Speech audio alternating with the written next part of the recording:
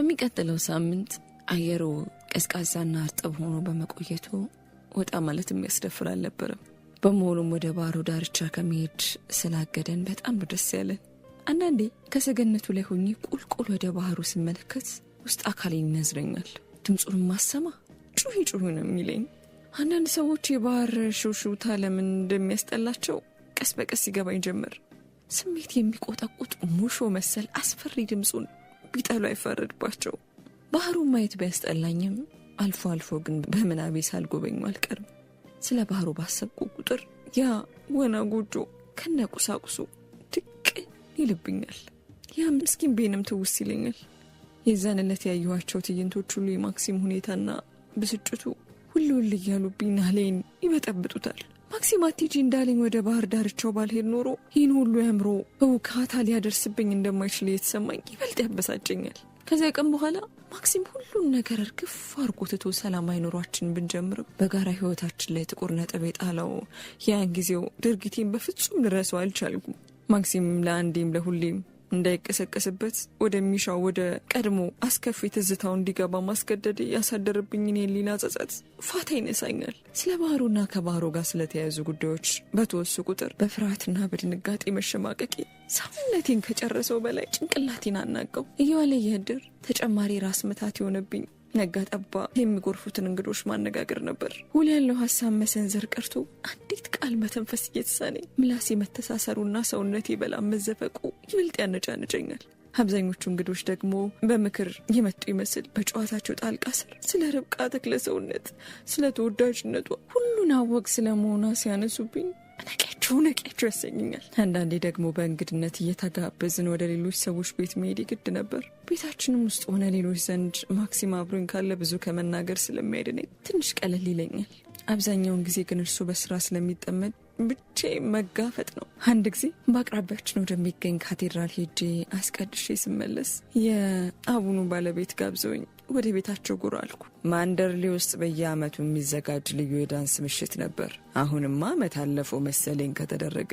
ዘንድሮስ እንዴት ነው አታዘጋጁም እንዴ ሲሉ ጠየቁኝ። የአቡኑ ባለቤት ነገሩ ሁሉ የገባኝ ይመስል ፈገግ ብዬ አሁን እንኳን በብዙ ነገሮች ስለተወጠርን ገና አልወሰንም አልኳቸው። የለም አዘጋጁ እንጂ እንደምንም ባለቤትሽን ማሳመን አለብሽ። የዛሬ 2 ዓመት የነበረው በዓል እንዲህ እንዳይመስልሽ። እኔና ባለቤቴም ተጋብዘን ነበር። መቼም ያንን የመሰለ ትልቅ ዝግጅት ያላደነቀ አልነበረም። ግድ የለም እስቲ ማክሲምን አስታውሰዋለሁ። ምን እሱ ብቻ ኧረ ተይ ብለው ቀጠሉ። እንዴ አንዴ እንዲሁ የመናፈሻ ግብዣ ተዘጋጅቶ ተጋባዡ ሁሉ ጉድ ነው ያለው። በሁሉ ነገር እንደ የተዋጣለት ግብዣ ይቼም አላቅ። ሴትዮዋ የዋዛ ሴት ባለመሆኗ አላግባብ በሰነዘሩት ሐሳብ እንደ መደናገጥ ብለው ሐሳባቸውን በጅምሩ አንጠልጥለው ቢቀሩ እንዳላሳፍራቸው በማሰብ መቼም ርብቃ ልዩ ፍጥረት ነበረች አልኳቸው። ሳላስበው ይህንን ስም እንዴት ካፌ እንደወጣሁት አልገባኝም። ብቻ ስሙን ጮክ ብዬ ጠራሁት። ከአንዳች ከባድ ህመም የተገላገልኩ ያህል ነው ትልቅ እፎይታ የተሰማኝ። ርብቃ ብዬ በመጥራት ፊቴ እንዲያ ሲቀላና እንዲያጭንቅ ጥብ ሲለኝ አሮጊቷ አስተውለው እንደሆነ ለማወቅ ሰረቅ አድርጌ ያየኋቸው። ሁኔታዬን ጉዳይ ሳይሉ ጭውውታቸውን ቀጥለዋል። ፍጹም አይተሻት አታውቂም መሰለኝ ብለው ጠየቁኝ። ጭንቅላቴን በመነቅነቅ የሰጠኋቸውን ምላሽ ተቀብለው እኛም ብንሆን እዚህ አካባቢ ከመጣን ገና 4 ዓመታችን በመሆኑ ብዙም አንተዋወቅም። በዳንሱና በመናፈሻው ግብዣ ወቅት መቼም ጥሩ አድርጋን ያስተናገደች። አልፎ አልፎ እንዲሁ ለምሳ ስንጋበዝ መስተንግዷ ሁሉ ልዩ ነበር። እንዴት ያለሽ ፍልቅልቅ ሰው አክባሪ ሁሉን አሟልቶ የሰጣት ነበረች። ምን ያረጋል ሞት አይቀር ስም አይቀበር የእሷንም ገላኮ ምስጢ በላይ ይሆናል አሉ አሮጊቷ በሐዘኔታ ተመስጠው። ሁሉንም ነገር ታቀበት ነበር ነው የሚባለው። መቼም ውበቱን፣ ብልሃቱን፣ የስፖርቱንም ችሎታና ፍቅር ሁሉ አሟልቶን የሚሰው ማግኘት በጣም አስቸጋሪ ነው የሚመስለኝ አልኳቸው። ስለ እርሷ በጥልቀት መረዳት መፈለጌን እንዳያውቁብኝ ዘና ብዬ ጓንቴን እያፍተለተሉ ከየት መጡ አሉ አሮጊቷ ባድናቆታቸው እየገፉ። በሁሉ ነገር የታደለች ነበረች ስልሽ አሁን ያኔ የግብዣው ዕለት ደረጃው ላይ ሁሉ ሁና እንግዶቿን አንድ በአንድ እየጨበጠች በፈገግታ ስትቀበል ያ ጥቁር ሐር ጸጉሯ እትከሻዋ ላይ ተዘናፍሮ ልክ እንደ ቀን ጀንበር ወለል ብላ ይታያል። ያ በረዶ የመሰለው ልብሷስ አይ ውበት፣ አይ አለባበስ፣ ጨረቃ ነበር የምትመስለው። የቤት ውስጥ ስራውንም መምራቷ ጊዜዋና ሀሳቧን ሳይሻማት አልቀርም። እኔ ግን ጠቅላላ ስራውን በሰራተኞቹ ላይ ነው የጣልኩት። ምንም አይደል፣ ማንም ሰው ቢሆን ሁሉን ነገር አካቶ መስራት አይችልም። አንቺ ደግሞ ገና እንደ ፍሬ ልጅ ስለሆንሽ ቀስ በቀስ ስትረጋጊ ትደርሲበታለሽ። በዚህ ላይ ለጊዜ ማሳለፊያ ስዕል ትሞካክሪያለሽ አሉ። ማን ነበር የነገረኝ ልጄ? እንደው ማን ነበር የነገረኝ? ይህን እንኳን ያን ያህል ጥልቅ ግምት የሚሰጠው አይደለም። ቢሆንስ መቼ ያነሰ ልጄ፣ ትንሽም ቢሆን የሚናቅ ተስጦ አይደለም። በፍጹም እንዳትተዩ። ማንደርሌ ደግሞ ለስዕል የሚሆን ብዙ ቆንጆ ቦታዎች አሉት። ትንሽም ብትሆን የምትለዋ የንቀት ሀረጋቸው ውስጡን ብታበግነኝም እርሱስ እውነቱን ነው። ይሁን እስቲ አልኳቸው። ከዚያ ስልችት እስኪለኝ ድረስ የቋጤ ባጡን እየቀበጣጠሩልኝ ቆይተው 10 ሰዓት ሲሆን ለሚር ተነሱ። ማክሲምን ሰላም እንድልላቸውና ስለ ግብዣው እንዳስታውሰው በድጋሚ ያሳሰቡኝ። መኪና ውስጥ ቁጭ ብዬ አይቼ የማላቀውን የዳንስ ግብዣ በምናቤ ቀርጬ ብቻዬን ብሰለሰል ገባው። ማንደርሌ በተጋባዦች ተጨናንቆ አዳራሹ ደምቆና ሸብርቆ ታየኝ። ርብቃ ልዩ ውበት ተጎናጽፋ ግርማ ሞገስ ተላብሳ ሸብረብ ስትልና የመላ እንግዶቿን ላቅ ያለ አድናቆት ባያሌው ሲጎርፍላት ባይኔ ሽው አለችብኝ። ዳንስ መድረኩ ላይ ወጥታ ያንን ዞማ ጸጉሯን ግራና ቀኝ ስትነሰንሰው አየሩን የሚሞላው ሽቷ አፍንጬ እንዳሰሰው። ይህን ወደ ጎን ተወት አደረኩት ስል ደግሞ ሌላ ሀሳብ መጥቶ ድቅን አለብኝ። እኛ እንዴ ነው ለመድሽ በሚል ማሞሻ ቀርበው ለአሽሙርና ለሽሙጥ የሚያደቡት ሴቶች ትውስ ሲሉኝ እረረድብን አልኩኝ። የሚመጡት አዝነው ሳይሆን ሁኔታዬን ሊያጤኑ ከርብቃ ጋር ሊያወዳድሩኝ ጥቃላይ ስጋዬን በሐሜት ሊዘነጣጥሉት እንደሆነ ይገባኛል። ከእንግዲህ እደጄ ስር እንዳይሉ ማክሲም እንዲያደርግልኝ ነግረዋለሁ ብዬ ወሰንኩ። ግፋቢል ድሮንስ መቻጣናትና እናቷን ጠርታ አባቷን ማትደግም ድራሸቢስ እድሜ ለማክሲም ትበል ከመንገድ አንስቶ ለዚያ በቃት ይሉኝ እንደሆነ እንጂ ምን ሊያመጡብኝ? ያው በለመደ ባለጌ አፋቸው ይሳለቁብኛል እንጂ አይቆርጡኝ አይፈልጡኝ በማለት በእርምጄ መግፋት እንዳለብኝ ደግሞ ተሰማኝ። በዚህ ሀሳብ ተውጬ ጥቂት ከቆየው በኋላ ሚስተር ፍራንክ ክራውሊን ከሩቅ አይቼው ሹፌሩ መኪናውን እንዲያቆም አዘዝኩት። ከመኪናው ወርጄ ከነሱ ጋር ለመንሸራሸር እንደፈለግኩም ነገርኩት። ለመግቢያ የሆነኝ ዘንድ አቡኑ ቤት እንደነበርኩና ከባለቤታቸው ጋር ስንጨዋወት ማርፈዴን ገልጬለት ስለ ዓመታዊ ማንደርሌ ዳንስ ግብዣ እንዲነግረኝ ጠየቅኩት። ጠቅለል ለባለመልኩ አስረዳኝ። መቼም ብዙ ዝግጅት የሚጠይቅ ስራ ይመስለኛል ስለው አዎ በማለት ባጭሩ መለሰልኝ። ርብቃ ነበረች አብዛኛውን ዝግጅት የምታከናውነው፣ ሁላችንም የአቅማችን እንጣጣራለን አለኝ ለስለስ ብሎ። ከመለሳለሱም በላይ ማፈር ሲቃጣው ምነካ አሰኘኝ። ከርብቃ ጋር ፍቅር ይዞት ነበር እንዴ ብዬም ጠረጠርኩ። የመጀመሪያ ቀን ካየሁበት ዝምተኝነት በተጨማሪ አይናፋርነትም ተደራቢ ባህሪው ሊሆን ይችላል በማለት ጭውውቱን ቀጥዬ አሁን እንዲህ አይነቱን የዳንስ ግብዣ ቢዘጋጅ እንዴት ነው? እኔ ምኑንም አላቅበትም እኮ አልኩት። ምን ችግር አለውና ትንሽ ባለባበሱ በጌጣጌጧ ማምረሽ ለመገኘት መሞከር ነው እንጂ ይህን ያህል የምትሰሪው አይኖርም። ስለማደፋፈር በጣም አመሰግናለሁ ፍራንክ። ግን እኮ እርሱንስ ቢሆን የታባት ያውቅበትና ኧረ አሳምረሽ ታቂበታለሽ ሲል ልቤን ነካው። ለማስመሰል ሳይሆን ከአንጀቱ እንደነበር ነው የተሰማኝ። ታዲያ ማክሲም የዳንሱን ግብዣ እንዲያዘጋጅ ትጠይቀዋለ እንዴ ስል ጠየቅኩት። እንዴ አንቺ አትጠይቂው አለኝ። እኔ እንኳን አልጠይቀውም። ሁለታችንም ለጥቂት ጊዜ ያህል ጸጥ ብለን ከተጓዝን በኋላ ትኩረቴን ወደ ሰጠሁት ነጥብ ለማምራት ይረዳኝ ዘንድ ባለፈው ጊዜ ጀስፐርን ተከትዬ ወደ ባህሩ ዳርቻ ስሄድ አንድ ለየት ያለ ሰው ማየቴን አነሳውለት።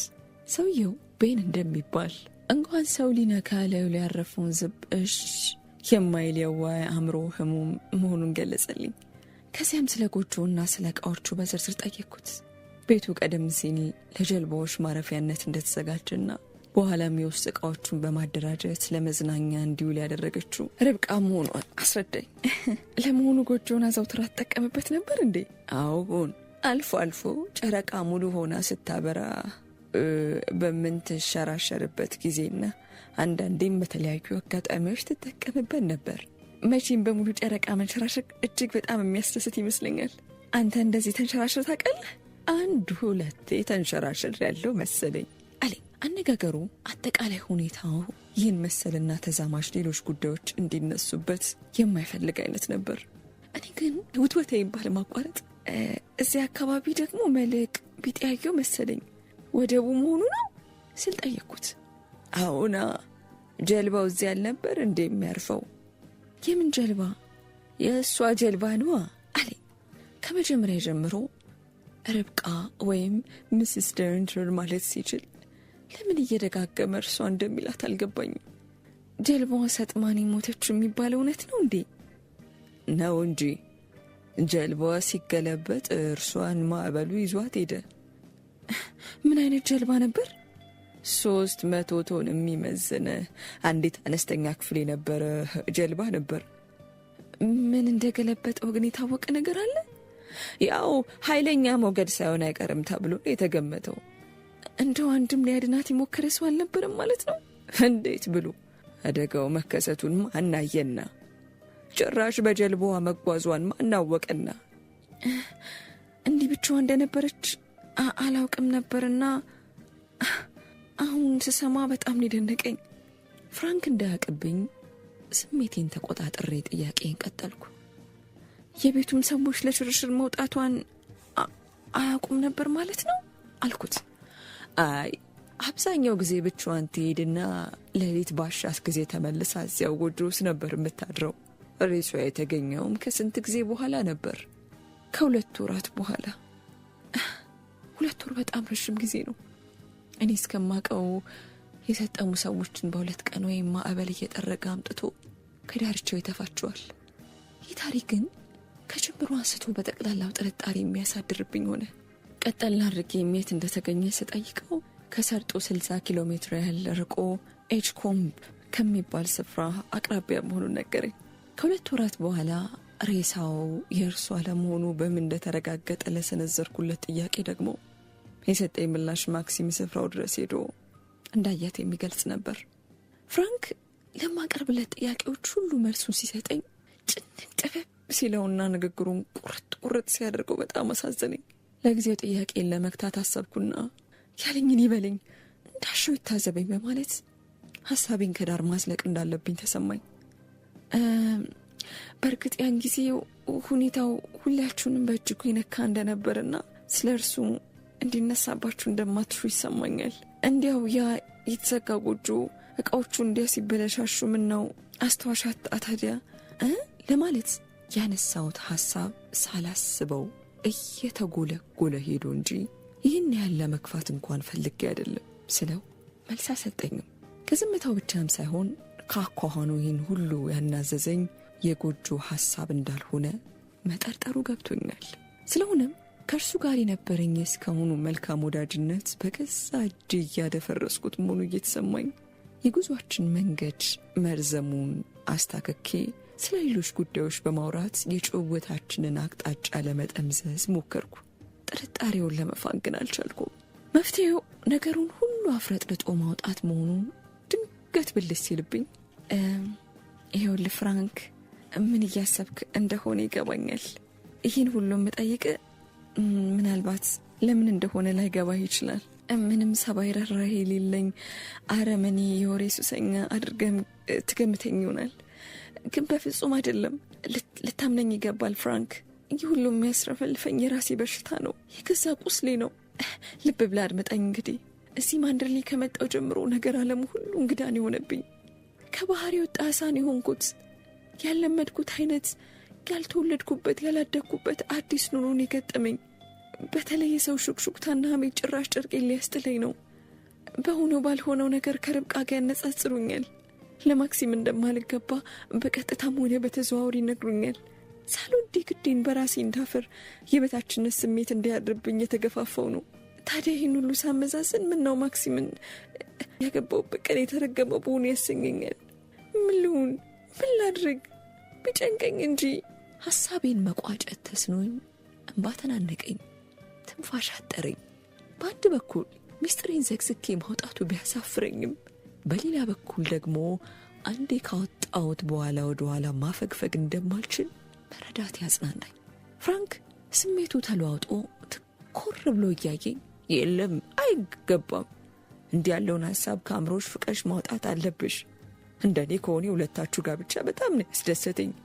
ማክሲምም አንቺን በማግባቱ ወደፊት ህይወቱ እንደሚቃናለት እርግጠኛ ነኝ። ለማንደርሊ ኑሮ እንግዳ መሆንሽ ደግሞ ኃጢአት የለውም። እንዲያውም እኛ አንቺን የመሰለ ሰው በመካከላችን ማግኘታችን እንደ ታላቅና እንደ አዲስ ለውጥ ነው የምንቆጥረው። እንደ እውነቱ አንቺን የሚተቹ ቢኖሩ የሐሜት ሱስ ያለባቸው ወረኞች ብቻ ናቸው። እስካሁን ግን ማንም ሲተችሽ አላየውም፣ አልሰማውም። ሰምቼ ቢሆንማ ቀንዳቸውን እያልኩ አፋቸውን አስይዛቸዋል ነበር አለኝ። በጣም አመሰግናለሁ ፍራንክ፣ ንግግር በጣም ነው ስሜቴን የነካው። አየህ ችግሬ ምን መሰለ፣ እኔ ከሰው ጋር መቀላቀሉን አላቅበትም። ከዚህም በላይ የሷን ችሎታ፣ በራስ መተማመኗን፣ ግርማ ሞገሷን፣ ውበቷንና ተጫዋችነቷን እያሰላሰልኩ እኔ ጫፏን እንደማልደርስ ይታወቀኝ፣ መንፈሴ ሁሉ ይታወቃል። ፍራንክ የመረበሹ ስሜት እንደተጫነው ነው። ኧረ እንደዚህ አትበይ ከማለቱ በፊት መሐረቡን ከኪሱ አውጥቶ ተናፈጠ። እንዲህ ለምን አልልም፣ ሐቁን እኮ ነው የነገርኩህ አልኩት። የማይተናነሱ እንዲያውም የተሻሉ ባህሪያት አሉሽ እኮ። በርቀት ገና ብዙ ሳንተዋወቅ ይህን ማለቴ የሽርደዳ ይመስልብኝ ይሆናል፣ ግን አይደለም። ምንም እንኳን ወንድ ላጤ በሆንና ስለ ሴቶች ጠለቅ ያለ እውቀት ባይኖረኝም ከሴት ልጅ ውበትና ተጫዋችነት በላይ ባሏን የሚገዛው ርህሩህነቷ፣ ቅንህነቷ፣ ትሁትነቷ ይመስለኛል አለኝ ፍራንክ። ይበልጥ በተረበሸ ቁጥር አፍንጫውን በመሐረቡ ይለዋል። እኔ እንኳን ያን ያህል ሩህሩህና ቅን የሆንኩ አይመስለኝም። ትሁት እንኳን ላልከው የኖርኩበት ሁኔታ የግድ እንዲሆን ስላስገደደኝ ሳይሆን አይቀርም። በሌላ ወገን ደግሞ ማክሲምን ሞንቴ ካርሎ እንዳገኘሁት ወዲያውኑ ለጋብቻ መስማማት ትዝብት ላይ የጣለኝ መሰለኝ። አይመስልህም? ኧረ በፈጠረሽ ተይኝ። ፈጽሞ የማይታለመውን ሌላው ቢቀር እኔ እንዲህ የደከመ ሐሳብ የማስተናግድ ይመስልሻል? አይ እንዲያ ማለት እንኳን አልነበረም። ይህንን ሐሳብሽን ቢሰማ ማክሲም ምን ያህል እንደሚጨነቅ ምን ያህል እንደሚበሳጭ ይታየኛል። ታዲያ አንተ ልትነግረው ነው እንዴ? ምን ብዬ? እንዴት እንደዚህ ትገምችኛለሽ? እንዴት ያለሽ ሚስስ ደንተር? ስሚኝ እስቲ ስሚኝ፣ አንድ ነገር ልንገርሽ። ማክሲምን ጠለቅ ብዬ አውቀዋለሁ። አንቺ ስላለፈው ሁኔታ ያሰብሽ መጨነቅሽን ቢያውቅ ጭራሽ የሚይዝ የሚጨብጠው ነው የሚያጣው። ከአንቺ ጋር ከተጋባ በኋላ ትንሽ እየለቀቀው ሰውነቱ መለስ እያለ ነው። አምና ይህን ጊዜ የነበረበትን ሁኔታ ብታይ ጭንቅላትሽን ይዘሽ ስጮይ ነበር። አንቺ ገና ለግላጋ ወጣት በመሆንሽ ስላለፈው መጨነቅ ሳይሆን ወደፊቱን ማየት አለብሽ። እሺ ሚስስ ዳዊንተር፣ ከእንግዲህ ማክሲምም ሆነ ሁላችንንም ከዚህ አስፈሪ ያለፈ ትዝታ መንጭቆ አውጥቶ ወደፊቱ ብሩህ ጎዳና ላይ እንድንጓዝ የማድረጉ ኃላፊነት በትከሻሽ ላይ ወድቋልና አስቢበት። ከማጡ አውጪው፣ መንገዱን ያሳዩ አሉኝ ጠንከር ብለው። ኡፍ ምን አለ ይሄን ሐሳቤን ቀደም እያካፍዬ ብሆን እንዴት እንደቀለለኝ አልኩት። እንደ ጥሩ ጓደኛ ነው ያገኘሁት አይመስልም ፍራንክ አልኩና አይኑን ሳየው እርሱ አቀርቅሮ መሬቱን ባይኑ እየዳሰሰ አዎን በሚገባ እንጂ አለኝ። ጥቅጥቅ ካለው ጫካ ወጥተን ከገላጣው መስክ ስንደርስ እኛ ውብ አበቦች ተቀበሉን። እኛ አበቦች ውበታቸውን እንደሚያጎለው የህይወት ዘመናቸው እጅግ አጭር መሆኑ ይሆን የሚል ሐሳብ አደረብኝ። ፍራንክ አልኩት ድንገት ወደሱ ዞር ብዬ፣ ይህን ጭውውታችንን ከማብቃታችን በፊት አንድ ጥያቄ ልጠይቅ። ይህ የምን ጥያቄ አለ እንደ መደናገጥ እያለው። ምን ቸገረ? ስጠይቅት ሳሙኤል ብቻ አንተ እውነቱን ልትነግረኝ ቃል ግባልኝ። እንዴት ይሆናል? እኔ ምንድነው ይሄን ያህል የሚያስፈራ? ለምጠይቅ ጥያቄ የሚመስልህን መመለስ ነው። የሚመስልህን ብቻ ሳይሆን እንቅጯን ሀቁን ነው የምፈልገው። ፍራንክ ይባሰረበሽብኝ። የሚናገረው ጠፍቶት አይኑን አጉረጥርጦ አፉን ከፍቶ ቀረ። በል እንጂ ምን ነካ? እሺ በለኛ ስለው እየተርበተበተና እየተንተባተበ ተይ እንጂ ሚስስ ደንተር እንዴ በፍጹም ልመልሰው ማልችለው አይነት ቢሆንስ እንዴ አለኝ። አንዴ እኔን አንዴ ዙሪያውን ቃኘት እያረገ አረ ግድ የለህም ያን ያህል ከበደ አይደለም። የግል ህይወትን የሚመለከት እንዳይመስልህ። እስቲ እንግዲህ ጥያቄው ይቅረብና እንሞክረዋለን። ይህን ሲለኝ ወደ ማንደርሌ እየተጠጋን ነበር። ቀና ብዬ ማንደርሌን ሳየው እንደ ወትሮ ሁሉ ውበቱ ግርማ ሞገሱ አስፈራኝ። ከምን ጊዜው የሚበልጥ ግዑዝነቱን አውልቆ ጥሎ የሕያውነት ስጋ የተላበሰ ፍጡር መሰለኝ። ዙሪያውን በተደረደሩት የመስኮት አይኖቹ የሚያስፈራራኝ አይነት።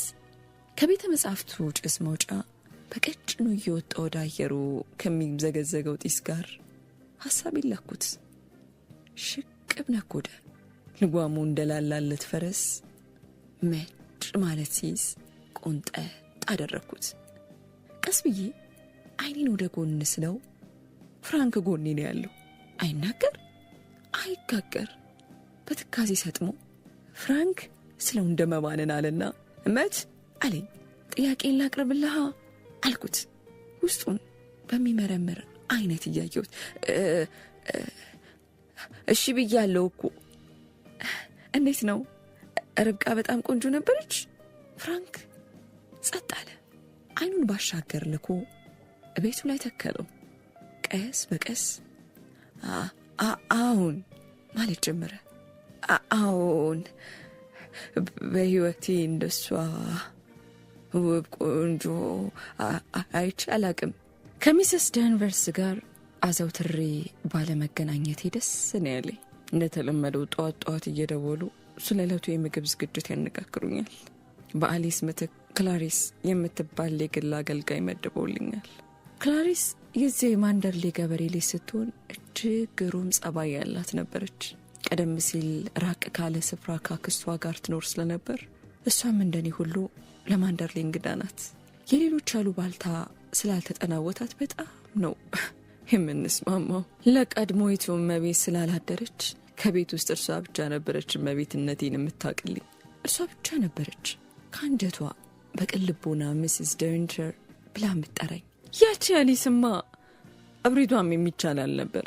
ስፌታችሁ የለቀቁ ልብሶችን እኔው እጠቃቀማቸው እንደሆነ እንጂ ለእርሷ ደፍሬ አልሰጣትም ነበር። አንድ ቀን የውስጥ ልብሴን አገላብጣ እያየች የጨርቁን ጥራት የዳንቴሉን አሰራር ስትመረምር ፊቷ እንዴት ኩምትርትር እንዳለ አይዘነጋኝም። የጨርቁ ርካሽነትና የዳንቴሉ መናኛነት የራሷን ክብር ይነካው ይመስል እንዲያ ስትሸማቀቅ ሳይ ልቤ ነበር የተሸማቀቀው።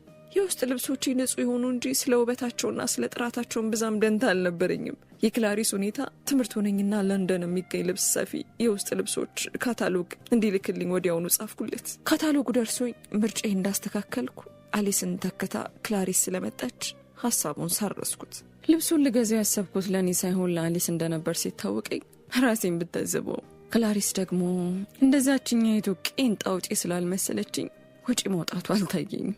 ሚስስ ዳንቨርስ ክላሪስን የመደቡልኝ እንደምንስማማ አውቀው ሆን ብለው መሰለኝ።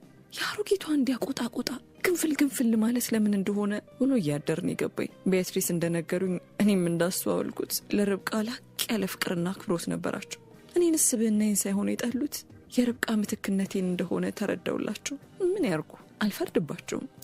የኔ እዛ መገኘት ያለፈ ትዝታቸውን እየቀሰቀሰባቸው ልባቸው በሐዘን ሲዋጥ እየተሰማኝ ይበልጥ አዝንላቸው ጀመር።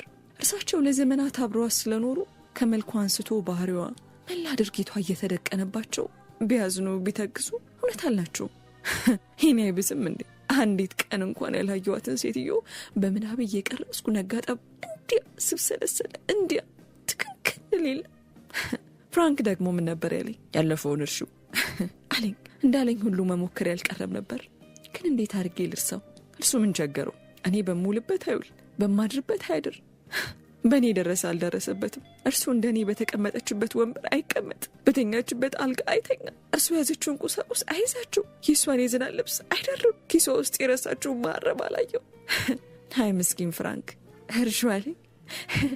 ሌላው ቀርቶ ያች ያረጀች ውሻ እንኳን ወደ ቤተ መጻሕፍቱ በገባው ቁጥር ኮቴ ናቃ ማለቴ የሴት ኮቴ መሆኑን አንገቷን ቀና አርጋ ታየኝና ከርመም አርጋኝ ወደ ማንጎላጀቷ መመለሷ የጠበቀችው ልዩ ሰው ያየችው ግን ሌላ ቢሆንባት አይደል? ሁሉ እያዩ መርሳት ቀላል ነው እንዴ? ያልተነካ ግልግላቅ።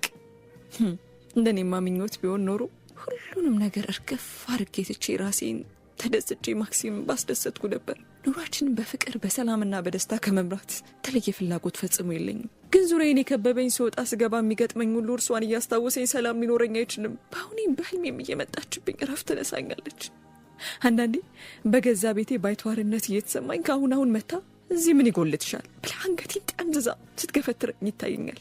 አንዳንድ ጊዜ በራሴ ተነሳሽነት አንዳንድ ጥቃቅን ነገሮችን ለማድረግ ስነሳ ሚስስ ዳንተር እንዲህ ነበር የምታደርገው፣ ሚስስ ዳንተር እንዲህ ነበር የምትሰራው፣ ይህንን ዕቃ እዚህ ነበር የምታስቀምጠው ሲሉኝ ይበልጥ ተስፋ ቆርጥናቼን አጣጥፌ መቀመጥን እመርጣለሁ።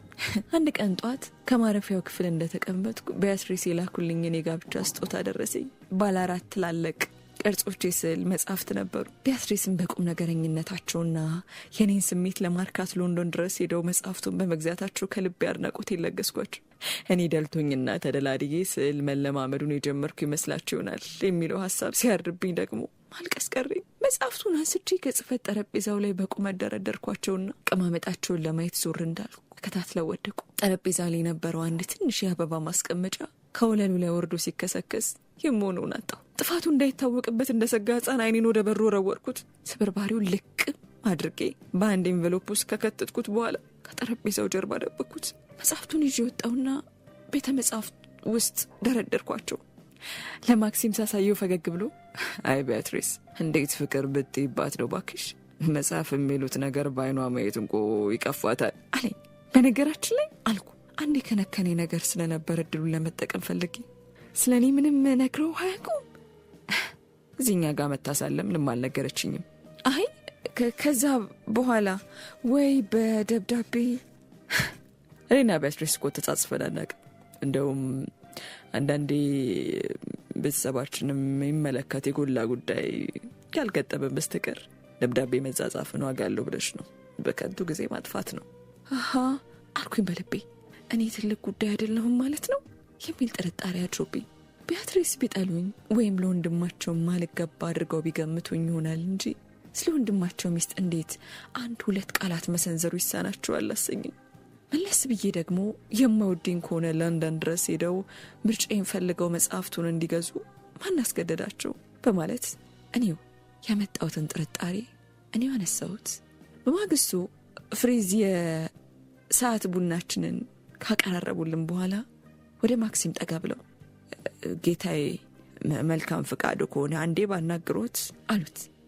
የማክሲምን ስምነት ካገኙ በኋላ ሽማግሌው ቀጠል አድርገው ሚስስ ዳንቨርስ እና ሮበርት ትንሽ ግጭት ፈጥረዋል መሰለኝ አሉ።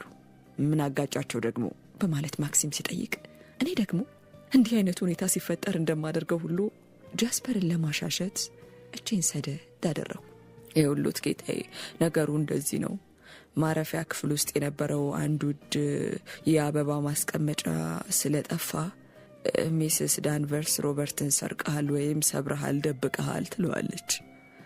ሮበርት ደግሞ ፈጽሞ ባልዋልኩበት ነገር ነው የተጠረጠርኩት ብሎ እብድ ሆኗል። ሲነግረኝም ባየተናነቀው ነበር። ጌታዬና እመቤቴ ልብ አላሉት እንደሆን እንጂ በምሳ ሰዓትም እኮ በጣም ልውውጡ ከፍ ብሎ ነበር። እሱ ልክ ነው እባክህ። ጥብሱን ሳያቀርብልኝ ባዶ ሰዓት ለምን አሳቀፍከኝ ብዬ ገርሞኝ ነበር። እንዲያውም እርሱ ይህን ያህል ከተከራከረ ጥፋተኞቹ ሌላ ሰራተኞቹ ይሆናሉ። አይደለም ጌታዬ፣ ሚስስ ዳንቨርስ የአበባው ማስቀመጫ ለመኖሩን ያየችው ክላሪስ ገብታ ክፍሉን ከማደራጀቷ በፊት ነው። ከዚህ በፊት ደግሞ ከእመቤቴና ከሮበርት ሌላ ዝር ያለም የለም። ግራ የገባው ነገር እኮ ነው ጌታዬ። እስቲ ሚስስ ዳንቨርስን ጥራልኝ፣ ነገሩን ከስሮ ልስማው። ለማንኛውም የሆነ እሱንና እቃው የትኛው ነው? እዚያ ጽፈት ጠረጴዛው ላይ የሚቀመጠው ወርቃማ አበባ ማስቀመጫ እኮ ነው ጌታዬ። መልአክ ገብርኤል ያማሉን ከምንላቸው ውድ ንብረቶቻችን እኮ አንዱ ነው። አይደረግም። በል ሚስስ ዳንቨርስን በአስቸኳይ ጥራልኝ። እሺ ጌታዬ ብለው ፍሬስ ሲወጡ ማክሲም ወደ እኔ ዞር ብሎ ምን አይነት ጉድ ነው? እንዴት ያለ ውድ ዕቃ መሰለሽ? እንዲህ አይነቱን ነገር እኔ ዘንድ አንጠልጥለው መምጣታቸው ምን ይባላል? ግን እኮ ያንቺ ድርሻ የኔ ፍቅር አለኝ በለዘብታ። ውስጤ በሚሰማኝ ግለት ፊቴ ምን ያህል እንደቀላ ይታወቅ ነበር። ይቅርታ የኔ ጌታ፣ እኔ እንኳን አስቀድሜ እነግርሃለሁ ብዬ ነበር ረሳሁት። እቃውን እኔ ነኝ ትናንት የሰበርኩት አልኩት ፈራ ተባ እያሉ። እኔ ነኝ የሰበርኩት? ታዲያ ፍሪዝ እያለ ለምንድን ያልተናገርሽው? እኔ እንጃ ደስ አላለኝም። ከጅል ይቆጥሩኛል ብዬ ፈራው። ይልቀሳውን ነው ከጅልም ጅል አድርጎ የሚቆጥርሽ። በአሁንም ሚስስ ዳንቨርስና ፍሬስ ሲመጡ እንድትነግራቸው። አይኔ ያልናገርም እባክህ ማክሲምዬ፣ እኔ ወደ ፎቅ ልውጣ እናንተ ነገራቸው። ምነካ ሴትዮ? እንዲህ ስትሆኚ ቢያዩሽ የፈራሻቸው እየመሰላቸው ሁሉም ይንቁሻል እንዴ? ናቅ አድርገው ነው የሚጥሉሽ። አሁን እፈራቸዋለሁ ማለቴ መፍራት ሳይሆን ብቻ። በሩ ተከፈተ። ሚስስ ዳንቨርስና ፍሬስ ገቡ። ነገሩ ሁሉ ስህተት ነው ሚስስ ዳንቨርስ። የአበባ ማስቀመጫውን የሰበረችው ሚስስ ዳንተር ባለማወቅ ነው። አለመናገሯ ደግሞ ስላረሳችሁ ነው አለ ማክሲም። ሁሉም አይናቸውን ሲተክሉብኝ ይበልጥ በሀፍረት ሽምቅቅ አልኩኝና የሚስስ ዳንቨርስን አይኖች እያየሁ ይቅርታ እኔ ነኝ ጥፋተኛዋ። ሮበርት እንዲህ ችግር ውስጥ ይገባል ብዬ አላሰብኩም አልኳቸው። ለመሆኑ ስባሪውን መጠገን ይቻል ይመስሉታል እሜቴ? በማለት ሚስስ ዳንቨርስ ጠየቁኝ። አይመስለኝም፣ ድቅቅ ብሎን የተሰባበረው። ይህን እንዳልኩ ማክሲም ጣልቃ ገባና ስብርባሪዎቹን እሴት አረግሻቸው ሲል ጠየቀኝ። ቃሉን እንደሚሰጥ እስረኛ ሁኔታዬ ለራሴም እየገረበኝ ኢንቨሎፕ ውስጥ በማለት መልስ ሰጠው። ኢንቨሎፑንስ ለሚለው የማክሲም ድጋሚ ጥያቄ ያስቀመጥኩት ቦታን መናገር ብቻ ነው። ያስቀመጥኩበትን ቦታ ተናገርኩ። ማክሲም ጥያቄዎቹን ሲዘነዝር የመገረም ምልክት ይነበብበት ነበር። አሁንም ፈገግ ብሎ አየሽ ሚስስ ዳንቨርስ፣ ሚስስ ዳውንተር እኮ ዘብትያ የምታወርጃት መስሏታል። እንግዲህ ስብርባሪዎችን ያቸውና የሚጠገኑ ከሆነ ሎንዶን ላኪያቸው። ተስፋ ከሌላቸው እመጣለሁ። በላንተን ፍሬዝ ሮበርትን ሄዳ ይዞ በለው በማለት አሰናበታቸው። ፍሬዝ ሲወጡ ሚስስ ዳንቨርስ ወደ ኋላ ቀረት ብለው እኔ ራሴ አሁን ሮበርትን ይቅርታ መጠየቅ አለብኝ። እንዴት ብዬ ሚስስ ዳንተር ሰበሩት ብዬ ልጠርጥር? ወደፊት ግን እንዲህ አይነት ነገር ሲፈጸም እመቤቴ ለኔው በቀጥታ ቢነግሩኝ ብዙ አለመግባባቶችን ሊያስወግዱልን ይችላሉ አሉና የማክሲምን የማረጋገጫ ሐሳብ ይጠብቁ ይመስል እዚያ ቆመው አይናቸው እንደተከሉበት ቀሩ። ልክ ነሽ ሚስስ ዳንቨርስ፣ ትናንትናውን መናገር ነበረባት። ይህንኑ እየነገርኳት ነበር እናንተ የመጣችሁት አለ ማክሲም። ሚስስ ዳንቨርስ አይናቸውን ወደ እኔ አዙረው ምናልባት እመቤቴ እቃው ምን ያህል ውድ እንደሆነ ባያውቁ ይሆናል አሉኝ። አይ እርሱን እንኳን አውቃለሁ። ለዚህ አይደል እንዴ ስብርባሪዎችን በጥንቃቄ ሰበሰብኳቸው አልኩ ሰውነቴ እየተሸማቀቀ። ከዚያ ማንም እንዳያቸው ከጠረጴዛው ጀርባ ደበቅሻቸው አይደል አለ ማክሲም ፈገግ ብሎና ትከሻውን እየነቀነቀ። ልክ አንዳንድ አገልጋዮች እንደሚያደርጉት እኮ ነው አይደለም እንደ ሚስስ ዳንቨርስ? ይቅርታ ያርጉልኝና የኔ ጌታ የእንግዳ ቤቱ ልዩ ልዩ ዕቃዎች እንዲነኩ ለየትኛውም አገልጋይ በፍጹም ተፈቅዶ አያውቅም አሉ ሚስስ ዳንቨርስ አንገታቸውን እየሰበቁ። አዎ ይገባኛል፣ አንቺ ድርሽ እንደማታደርጋቸው መቻጣውት አለ ማክሲም። እንዲያው መጥፎ አጋጣሚ ሆነና እንጂ እንዲህ ያሉ ዕቃዎች መች ተሰብሮ ያውቃሉ? መሬቱ ይቅለላትና ሚስስ ዳንተር በነበረችበት ወቅት አብረን ነበር ምናጸዳቸው።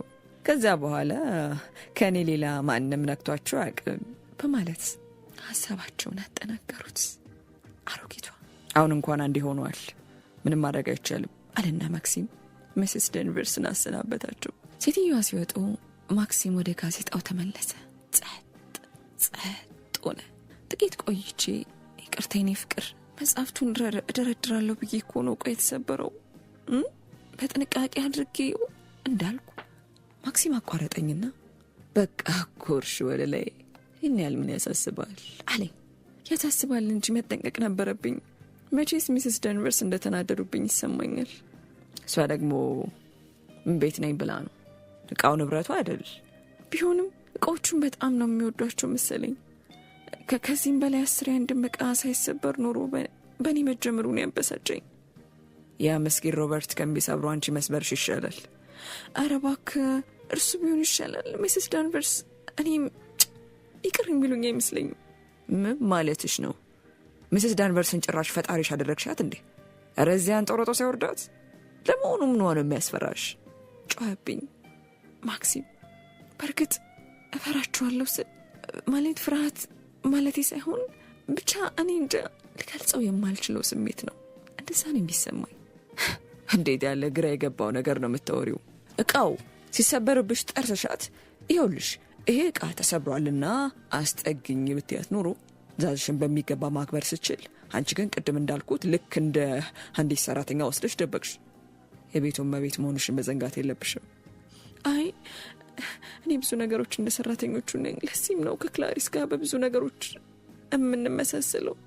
እርሷም ይህን ያህል የምትወደኝ ለዚህ ይመስለኛል። ባለፈው ጊዜ እናቷን ልንጠይቃቸው ሄጄ ለመሆኑ ክላሪስ ከኛ ጋር መኖሩን ወደዋለች ብዬ ጠይቃቸው ምን እንዳለኝ ታውቃለህ? አረ በጣም ነው የተስማማት። እንዲያውም እንደመቤት ሳይሆን ልክ እንደኛው አድርጌ ነው የማያቸው አለችኝ። እንደዛ አሉኝ። ታዲያ ይሄ አባባል ምን ማለት ይመስላል? ይህማ እንዴት ይሆናል? አጥንት የሚሰብር ስድብ አይደለም እንዴ? አንቺ በምንሽ ነው እነሱ የምትመሲው? የእናቷን ቤት ያትሽላት የለ እላያቸው ላይ ሊወድቅ ከመቃብሩ በላይ አዛባ የሚል የሚሸት። አንድ ጊዜማ ሴትዮዋ ማቲውን ፈልፍላ እንዴት ሆነው ይኖሩ እንደነበር እግዚአብሔር ይወቀው። እሷ ራሷ ጭንቅላቷ ላይ ስቶኪንጓን ጠቅላ በባዶ እግሯ ማሳ ውስጥ ስትርመጠመጥ እንዴት ነበር የምታስጠላው። እቺ ክላሪስ ግን እንዴት ንጹህ ልትሆን እንደቻለች በፍጹም አይገባኝም። እርሷ እንኳን ከአክስቷ ጋር ነበር የምትኖረው በማለት በዝግታ ከነገርኩት በኋላ ቀጠል አድርጌ በእርግጥ ያ ፍላኔል ቀሚሴ ከፊት ለፊቱ የማይላቅ ቆሻሻ ነገር ቢኖርበትም እኔ ግን ጭንቅላቴ ላይ ስቶኪንግ አልጠቀልልም፣ በባዶ እግሬም አልሄድም። በሌላ ወገን ደግሞ የአቡኑ ባለቤት አንዴ የሚኛ ሰውነሽ ብለውኝ ያቁም ስለው ታዲያ ያንን ቆሻሻ ቀሚስ እየለበሽ እንደሆነ የምትጎበኛቸው በፍጹም እንዳ የሚሉሽ አይመስለኝም አለ። አይ ለነገሩ እንኳን ቆንጆውን ረጅሙን ቀሚሴን ነበር የለበስኩት። ያሙኑ ሰውን ባለባበሱ የሚገምት ሰው ደካማ አስተሳሰብ ያለው ሰው ነው ባይነኝ። አሮጊቷ እንኳን በፍጹም እንዲህ አይነቱ አመለካከት የሚጠረጥሩ አይመስለኝም።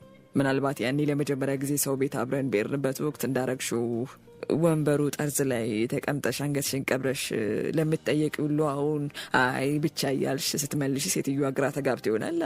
አይ አይናፋርነቱንማ ላስወግደው ማልችለው ጠባይ መሆኑን እያወቅ መች አጣሁት። ለማስወገድ ጭራሽ ነው ጥረት አታረኪም እንጂ እንዲህ ማለት እንኳን ተገቢ አይመስለኝም። የማንጥርበት ጊዜ የለም። ከእንግዶች ጋር በተገናኘ ቁጥር አንድም ቀን ጥረት ሳላረቀርች ያለቅም። አንተ ያደግክበት የኖርክበት ስለሆነ እንግዳ ላይሆንብህ ይችላል። ለእኔ ግን ሁሉም ነገር አዲስና ግራ የሚያጋባ ነው የሚሆንብኝ። ይህንን ነው እንግዲህ ልትረዳኝ አልቻልከው። ማክሲም ሳይታወቀው ድምፁ የቁጣ ቃና ተላበሰ። ምኑን ከምኑ አገናኘሽው? ይህ ከአስተዳደግ ጋር በፍጹም የሚገናኝ አይደለም። ሁኔታዎችን በቅጡ ተገንዝቦ ተገቢውን ምላሽ የመስጠት ጥያቄ ነው። እኔ በየሰው ቤት የሚሄደው ወድጄ መሰለሽ ምን ያህል እንደሚያሰለች ባውቅሽልኝ። ሆኖም ግን ከሰዎች ጋር እስከኖርን ድረስ የግዴታ ማድረግ ያለብን ነው። ቁም ነገሩ መች መሰልቸቱ ሆነና ለመሰልቸቱ ቅንጣትም ደንታ አልነበረኝ። እኔን ያንገፈገፈኝ ሰው ሁሉ ከእግር ጥፍሬ እስከ ራስ ፀጉሬ መመልከቱ ነው። ማን ነው ደግሞ እንደ የሚመለከትሽ? ማን ልበል? ሁሉም ነው። ልጅ አዋቂው፣ ሴት ወንዱ ሲገመገመኝ አይደል እንደሚውል ለሽያጭ እንደቀረበ ፈረስ ከንፈሬን በልጥጠው ጥርሴ ማየት ነው የሚቀራቸው። በእሽ ምን አለበት? ለክፋት ያሉት ሳይሆን ደስ ይብላችሁ ይሆናል እንዴ? አሻንጉሊት መስል እኔ ነኝ እንዴ መደሰቻቸው? ለምን ስጋዬ ሲቦጭቁ ይኖራሉ? ለምን አልኩኝ በቁጣ። ይህን ጊዜ ማክሲም ቀስቀስ አለና አየሽ የዚህ አካባቢ ሰዎች በዚህ ካልተዝናኑ ሌላ ምንም መዝናኛ የላቸው። እንደዛ ብለሽ ነው አለኝ። በዚህ አይነት ማምኑ መዝናኛው እንኳቸው የአይን በሽታ እንጂ አልኩት። አንጀቴ እያደረ ጥርሴ ግን በምጸት እየፈገግ። ማክሲም ግን መልስ አይሰጠኝ። አይኑን ወደ ጋዜጣው ሲመልስብኝ የአይን በሽታ ሆንኩባቸው ነው እኮ እምልህ በማለት ቀጠልኩ። አንተም ሆን ብለህ ለዚህ ሳይሆን አይቀርም ያገባኝ ፈዛዛ ዝግ ምንም ልምድ የሌለኝ መሆኔን ስለምታውቅ በእኔ መጣ ምንም አይነት አሉባልታ አይቀሰቀስብኝም ብለህ ስለገበት ይሆናል። ማክሲም ጋዜጣውን ወርውሮ ብድግ አለ። ለማለት ፈልገሽ ነው ሲላፈጠጠብኝ መልኩ ሁሉ የሱ አልመስልሻለኝ። እኔ እንጃ አልኩት ወደ ኋላ እየተለጠጥኩ። ይህን ያህል የሚያደርግ እንግዳ ነገር ተናገርኩ እንዴ? እዚህ አካባቢ ስላለው አሉባልታ ምን የምታውቂው ነገር አለና ነው ሲል ባይኑ በምላሱ ማጣደፈኝ። ኧረ እኔ ምንም አላውቅም እንዲያው እንደመጣልኝ የተናገርኩት። እባክህ ማክሲም ፊትን እንዴ አታጨማድብኝ። እንዲህ ምንድነው ነገሩ? ለመሆኑ ምን ብለው አወሩልሽ? ኧረ እባክህ ማንም ምንም አላወራልኝ። ታዲያ ይህን ሀሳብ ከየት አመጣሽው? እየነገርኩ ንዴቱ ቢበዛብኝ ዝም ብዬ ተናገርኩ እንጂ ምንም አውቄው አይደለም። የሰው ሁኔታ ቢያበሳጨኝ አንተ ደግሞ አይናፋርነቴን እየጠቀስክ ብትወቅሰኝ እንጂ የተለየ ምክንያት ኖሮኝ አይደለም ማክሲሚ እባክህ በማለት ወደ መለማመጥ ገባው። እንግዲያውስ የተናገርሽው ተገቢ ይመስልሻል? አይደለም እሺ ይቅርታ አድርግልኝ። እጆቹን ኪሱ ውስጥ ከቶ በተረገዙ ቆሞ ፊትና ኋላ ይወዛወዛል። አተኩሮ እየተመለከተ ለራሱ ያወራ ይመስላል። ለካስ ራስ ወዳድነት ክፉኛ ቢጠናወጥ ነው ያገባሁት አለኝ። ድንገተኛ ሐዘን ልቤን ሰርስሮት ገባ። ምን ማለት ነው ብዬ ጠየቅኩት። አቻሽ አይደለውማ በመካከላችን የተረጋገጠው ሰፊው የዕድሜ ገደብ አቻነቱን ነፍጎናል። ግማሹን የዕድሜ ዘመኑን አካቶ ወደ መቃብር የሚያሽቆለቁል የኔ ቢጤውን ከማግባት ይልቅ እኩያሽን እስክታገኝ መቆየት ነበረብሽ ማለቴ ነው። ድምፄን ከፍ አድርጌ በፍጹም ልክ አይደለም ብዬ ብድግ አልኩ። የዕድሜ ልዩነቱ ከጋብቻ ላይ ምንም ተጽዕኖ እንደሌለው ያውቅ በማለት እጆቼን በአንገቱ ዙሪያ ጠምጥሜ ለምንድን ነው እንዲህ ነፍሴን የምታስጨንቃት? በዚህ ምድር ላይ ከአንተ ይበልጥ የምወደው እንደሌለ ታውቃለህ። አባቴ፣ ወንድሜ፣ ልጄ ሁሉ ነገር ያንተ ነህ። ከአንተ ሌላ ምን አለኝና ነው እንዲህ የምትለኝ ስለው ከአንጀቱ ሳያደምጠኝ እየነገርኩሽ አንቺም ያጠፋሽ ጥፋቱ ያለው እኔ ዘንድ ነው። ጥቂት የማሰቢያ ጊዜ ሳልሰጥሽ አጣደፍኩሽ አለኝ። ምንም የማስበው ነገር አልነበረም፣ ሌላ ምርጫም አልነበረኝምና እንዴት ብዬ ልግለጽልህ ማክሲሚ? ፍጹም ልትረዳኝ አልቻልክም እኮ። ሰው በፍቅር ሲጠመድ እዚህ ከመጣሽ ወዲያ አንዳንዴ እንዲህ ከስተሽ ፊትሽ ገርጥጦ ሳይሽ ኑሮ ስላልተስማማሽ እኮ ነው እንደዛ እየመሰለኝ ነው። እንዴት አልተስማማሽም ትለኛለህ ማክሲሚ? አካባቢውን፣ አየሩን፣ በአጠቃላይ ማንደር ላይ ኑሮ በጣም ነው የወደድኩት። ሰውን ስለ መጎብኘትም ሆነ አንተን ደስ ካለ በየዕለቱ ባደርገውም ግድ የለኝም። አንድ ነገር ደግሞ ተረዳልኝ። እኔ አንተን በማግባቴ ቅንጣትም ጸጸት እንዳላደረብኝ ልታመኝ ይገባል። ሌሊ ፍቅር በሀሳብ እንደተመሰጠ ኩንጬን መታ ካደረገ በኋላ ጎንበስ ብሎ ግንባሬ ላይ ሳሜ። የምትገርሚ ነሽ፣ ከኔ ጋር መኖር በጣም ከባድ ነው አይደል ሲል ጠይቅ። በጭራሽ አልኩት ተቻኩዬ። ከአንተ ጋር መኖር ከገመትኩት በላይ ነው ቀላል ሆኖ ያገኘሁት። ጋብቻ ሲባል በጣም አክብቼ ነበር የማየው። ሰካራም ወይም ነዝናዛ ወይም ተሳዳቢ፣ በአጠቃላይ ምናምኑም የማይጥም ባል ይገጥመኝ ይሆን እያልኩ ክፉኛ ነበር የምጨነቀው። ታዲያ አንተን ከዚህ ሁሉ መጥፎ በሽታ የጸዳ ሰውዬ ምን ነው አስቸጋሪ? እግዚአብሔር የተመሰገነ ይሁን ከዚህ ሳድሮኛል አለና ፈገግ ሲልልኝ አጸፋውን መልሼለት ሁለቱንም እጆቹን አገላብጬ ሳምኳቸው። እንዲህ እየተፈቃቀርን እንዲህ እየተቀራረብን አቻ አይደለም የሚለው ጥያቄ መነሳት የሚገባው ነው። ዘውትር እንዲህ በደስታ ሰጥመን ለሜን በፍቅር ያረጀን የብዙ ጊዜ ባለትዳሮች አይደል እንዲህ ምን መስለው? ታዲያ በመጋባታችን ተሳስተናል የምትለው እንዲሁ ለማለት ያህል እንጂ ግን ከአንጀት ነው ማክሲሚ። ከኛ በላይ ደስተኞች አለን። ጋብቻችን ሲሰመረ ጋብቻ አይደል አልኩት ከዓይኖቹ ዘለቄ ውስጣዊ ስሜቱን እየፈተሹ። ካልሽ ደግ አለኝ። እኔ ብቻ ነኝ እንዲህ የምለው? አንተም ልታምንበት ይገባል። ደስተኞች ነን፣ በጣም ደስተኞች ነን በለኝ እንጂ ፍቅሬ ስል ተማጸንኩት። መልስ ነፍጎኝ በመስኮቱ ደጁን እንዳየቀረ እጆቹን እንደያዝኩ ጥቂት ከታገስኩ በኋላ ምንድነው ዝምታው? ለምን መልስ አትሰጠኝም አልኩት። ጉንጮቼን በሁለቱም እጆቹ ይዞ አይኔን እየተመለከተ ምን ብዬ ነው የምመልሰው? እኔም ምንም አላቅም። ደስተኞች ነን ካልሽ ደስተኞች ነን ብለን ነገሩን በዚሁ ብንቆጥሮ አይሻልም አለኝና እንደገና ስሞኝ ራቅ ብሎ ሄደ። ይህን ሁሉ የምትለው ከአንጀት እንዳልሆነ ይገባኛል። ብስለት የጎደለኝ ባላገር ቢጤ አለባበሴ ከርፋፋ አይናፋርነት የሚያጠቃኝ በመሆኔ ያንተና የማንደርሌን ክብር ማጎደፍ አድርገህ እንደምትቆጥረኝ አውቃለሁ አልኩት። ነው እንጂ አይነቱን የማይረባ ነገር ወዲያ ብትይልኝ እኔ ባላገር ነሽ ከርፋፋ ነሽ ወጣኝ። ዝም ብለሽ አንቺ የፈጠርሽው ቅዠት ነው። አይናፋርነቱን ቢሆን ልታስወግጁ እንደምትችይ ቀደም ብዬ ነግሬሻለሁ። ተሽከርክረን ወደ ተነሳንበት ነጥብ ተመለስን አይደል? ይህ ሁሉ የቆሰቆሱ ያንን የአበባ ማስቀመጫ መስመሪ ነው። ማስቀመጫው ባይሰበር ኖሮ ይህን ጊዜ ለምን ድምጥማጡ አይጠፋም? ይህን ያህል የሰው ነብስ የጠፋ አድርጌ የወሰድኩት መሰለሽ እንዴ?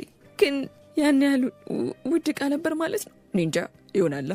ብቻ ምን ያህል ዋጋ እንደነበረው እንኳን ረስቼዋለሁ አለ ማክሲም ነገሩን በአጭሩ ለመቋጨት በማሰብ።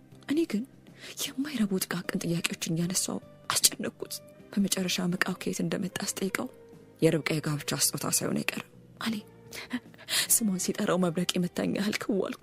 አቀርቅሬ ጣቶቼን ማፍተልተል ጀመሩ። ለአንድ ደቂቃ ያህል ጸጥ ብዬ ከተቀመጥኩ በኋላ ማክሲምን ቀና ብዬ አየሁት። አይኑን ፊት ለፊቱ ተክሎ በትካዜ ሰጥሟል። የርብቃ ትዝታ ቢጋረጥበት ነው ብዬ አሰብኩ። ስለ ስጦታው ዕቃ ማን እንዳመጣው ርብቃ ተቀብላ ስታይ አበባው ማስቀመጫ በእጆቻቸው መሃል አውለው የፍቅር ፈገግታ ሲለዋወጡ ልባቸው የደስታ ከበሮ ሲደልቅ ባይነ ህሊናው ቢታየው ነው አልኩ።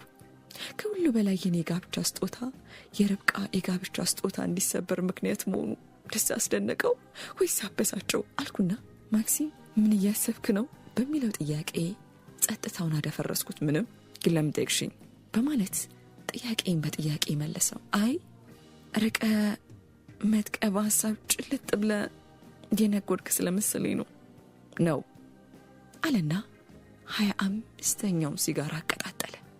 በግማሽ ቀን መሆኑ ነው።